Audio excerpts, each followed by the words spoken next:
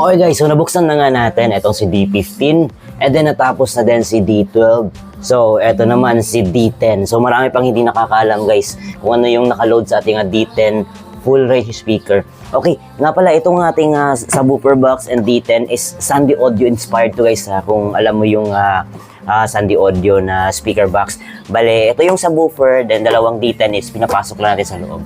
Okay, so wala nang paligoy-ligo pa, buksan na natin yung D10 natin kung ano ba yung mga lamanan nandito sa ating speaker box. Alright!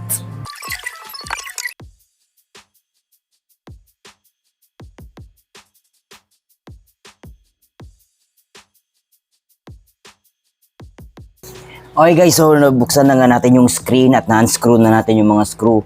So alam ko guys, maraming kilay na naman ang tataas dito kasi ginagawa ko daw pang full range speaker is hindi naman daw pang malakasan na klase na speaker. But nakita mo na yun naman sa mga hindi pa nakita yung mga band setup natin, ayun. Malakas naman siya guys, malinaw at saka satisfied naman ako sa tunog niya. Okay, kahit na hindi siya mamahalin na speaker guys, okay na okay lang sa akin. Importante is quality yung tunog niya. Alright, so wala nang paligoy-ligo pa. Pakita na natin kung anong klaseng speaker to. Alright. Okay, eto na nga si... Charan! Ayan guys, so yung ating speaker na dito na ginamit ito is FT Star or FT-GH107. So according sa seller at saka nakita nyo naman sa sticker is 1,600 watts max power, but I'm not convinced. Personally, hindi ako convinced na 1,600 watts to. Kasi makikita nyo naman sa kaniyang magnet guys, hindi naman gaano kalaki. So sukatin natin kung gaano ba kalapad ang magnet na to guys. Okay guys, so ito yung sukat niya. Ayan. Yung lapad niya guys, nasa mga 5.5 inches. Ayan. Tapos yung kapal na almost 1 inch guys. Yung itong magnet lang ha. Okay. Okay, then yung magnet niya is ferrite magnet, hindi siya neodymium, okay? Ferrite magnet lang. So, sabi 1,600 watts, pero assessment ko lang guys, honestly, parang nasa 500 watts PMPO lang siya guys. Kamukha siya ni GH105 ni Crown, ayan, jackhammer. Pati yung frame niya, kamukhang kamukha. I don't know kung aluminum die-cast frame, di ko alam guys. Pero parang coated kasi siya ng paint guys eh. Ayan. Yung cone naman niya is parang cloth ang gamit nila guys. Cloth siya. Ayan. Then medyo sticky. Konti yung treatment niya. Then naka-push terminal na siya guys. Ayan. Okay. So yun lang sukat niya. 5 inches yung lapad. Almost 1 inch yung magnet niya mismo. Okay. Instrumental speaker siya. Okay. Hindi siya mid-bass. But soon, pag makabudget tayo, either Neo talaga yung maganda guys, neodymium or mag mid-bass tayo. Ayan. Okay, naka-parallel lang siya guys sa ating Twitter. And tingnan natin kung ano yung Twitter natin guys. Okay. So dyan lang muna, nakaganyan lang para makita nyo. Okay, so sa Twitter naman tayo. Eto. Wala nang secret guys. Ayoko ng secret eh. Ayan. So hindi natin mabunot. But okay lang. Ayan, tanggalin na lang natin. Okay. Yung Twitter natin is charan! Broadway BCS 300. Ayan. Ayan. So, nabili ko lang din to. Malapit dito sa amin sa electronics. So, electronics. Ayan. Shout out sa City Power. Ayan. Andyan yung kaibigan natin si Sir Marvin. Ayan. Shout out sa Sir Marvin. So, nabili natin tong Broadway sa kanilang store guys. BCS 300. Ayan, Broadway. So, gusto ko sana yung 350 but advice sa akin ni Sir Marvin, yung 300 and 350, same lang kasi ng laki ng coil. Kaya mag 300 na lang daw ako. Ayan. So, nakagandahan kasi dito sa Broadway guys, napapalitan yung coil niya ng Broadway din ang brand. So, kung masunugan man ako, hindi na ako bibili ng kabuang Twitter. Yung coil na lang, which is 200-250 pesos lang. Okay? And then mag-ingat kayo guys kasi napapansin ko marami talagang pumipiki dito sa Broadway guys. Sa sticker pa lang halatang hindi siya original na Broadway kasi maliit. At the same time yung texture ng kanyang dito yung top kahit na plastic.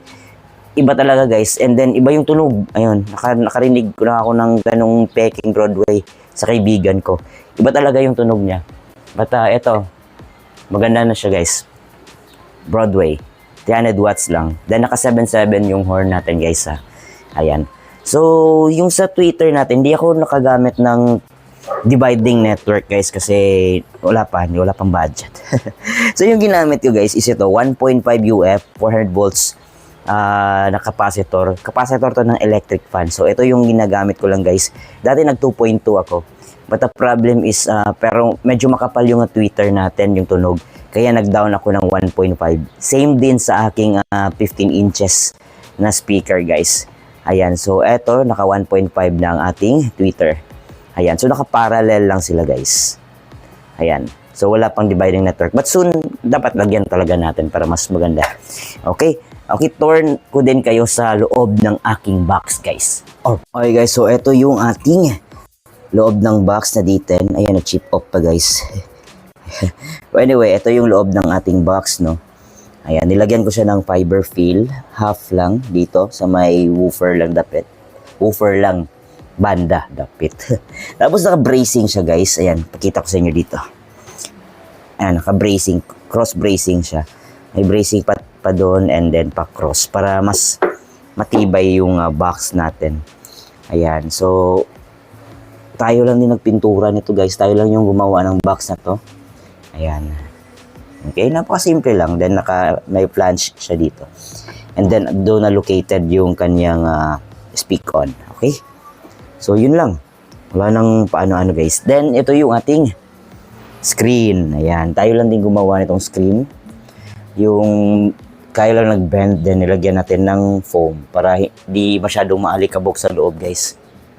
Yung logo, ayan, takpan natin, baka may issue.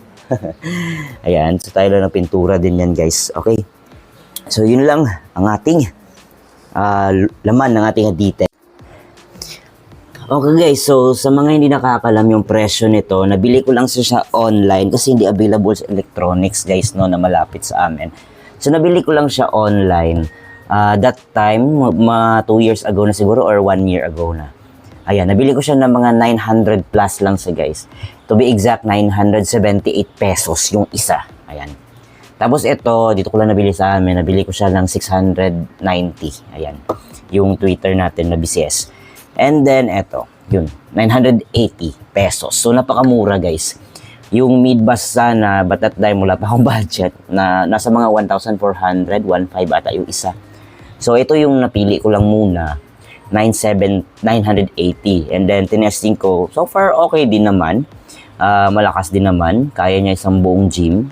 Ayan, covered court. Ayan, pero siguro kung open talaga guys, siguro mag mid-bus na ako, hindi siguro kakayanin. Ayan, but so far so good, satisfied naman yung mga client. Mas prepared ko kasi personally na malinaw, balancing tunog. Hindi ko priority yung malakas talaga guys. Yes, kasama siya sa requirements na malakas yung speaker, but may narinig kasi ako sa engineer na sabi na di bali na daw mahina as long as na balance yung tunog, walang nagsasapawan, and then ayun, magtutunog na siya na malakas as long as na balance lang talaga. So yun yung ina-achieve ko guys. Yun yung ina-achieve ko every time na may event or may band setup ako. Tinatry ko yung best ko na maging balance yung tunog, klarong-klaro yung vocals, hindi nagsasapawan yung mga instrument, and then para natitrick lang yung tenga natin na malakas siya. Kasi rinig mo lahat wala nagsasapawan. Ayan, so yun lang naman, but soon guys, gusto ko talagang mag-upgrade ng mas malakas na speaker na mas malinaw. Yung New Danium. Ayan. And or mid-bus. Ayan. Depende sa budget. But as of now, ito lang muna. Okay? So, yun lang. Alright. Okay guys, so tapos na nga natin buksan yung D10. So, baka next, buksan naman natin yung ating subwoofer speaker. Okay? So, balik na natin yung ating D10 sa kanyang bahay. Yan guys, so dito lang natin yan pinapasok guys. Okay, so hanggang sa susunod na baklasan mga Ka-Off Duty License Sounds. Alright.